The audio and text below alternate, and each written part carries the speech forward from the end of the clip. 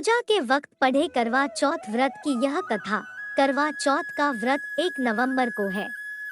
इस व्रत की कथा में करवा माता की कथा का वर्णन मिलता है। करवा माता की कथा का पाठ करने से पति की आयु लंबी होती है और वैवाहिक जीवन में प्रेम और तालमेल बना रहता है। करवा चौथ के व्रत में करवा माता से आशीर्वाद पाने के लिए आप भी पढ़े करवा माता की कथा। दाम्पत्य जीवन में मधुरता लाने वाला और संबंधों को अधिक मजबूत बनाने वाला त्योहार करवा चौथ इस बार 1 नवंबर दिन बुधवार को है।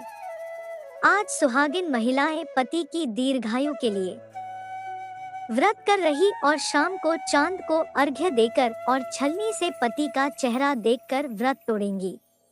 वहीं कुंवारी कन्याएं मनोनुकूल पति की प्राप्ति के लिए इस दिन निर्जला व्रत रखकर तारों को देखेंगी, फिर व्रत खोलेंगी। आज हम आपको बताने जा रहे हैं। करवा चौथ की कहानी है कि देवी करवा अपने पति के साथ तुंगभद्रा नदी के पास रहती थी।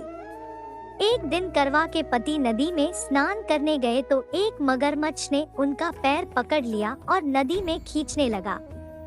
मृत्यु करीब देखकर करवा के पति करवा को पुकारने लगे। करवा दौड़कर नदी के पास पहुंची और पति को मृत्यु के मुंह में ले जाते मगर को देखा। करवा ने तुरंत एक कच्चा धागा लेकर मगरमच्छ को एक पेड़ से बांध दिया। करवा के सतीव के कारण मगरमच्छ कच्चे धागे में ऐसा बंधा कि टस से मस नहीं हो पा रहा था। करवा के पति और मगरमच्छ दोनों के प्राण संकट में फंसे थे। करवा ने यमराज को पुकारा और अपने पति को जीवनदान देने और मगरमच्छ को मृत्युदंड देने के लिए कहा। यमराज ने कहा, मैं ऐसा नहीं कर सकता क्योंकि अभी मगरमच्छ की आयु शेष है और तुम्हारे पति की आयु पूरी हो चुकी है। क्रोधित होकर करवा ने यमराज से कहा, अगर आपने ऐसा नहीं किया तो मैं आपको श्राप दे दूंगी। सती के श्राप से भयभीत होकर यमराज ने तुरंत मगरमच्छ को यमलोक भेज दिया और करवा के पति को जीवनदान दिया। इसलिए करवा चौथ के व्रत में सुहागन स्त्रियां करवा माता से प्रार्थना करती हैं कि हे करवा माता, जैसे आपने अपने पति को मृत्यु के मुंह से वापस निकाल लिया, वैसे ही मेरे सुहाग की भी रक्षा करना। करवा माता की तरह सावित्री ने भी कच्चे धागे से अपने पति को वट वृक्ष के नीचे लपेट कर रखा था।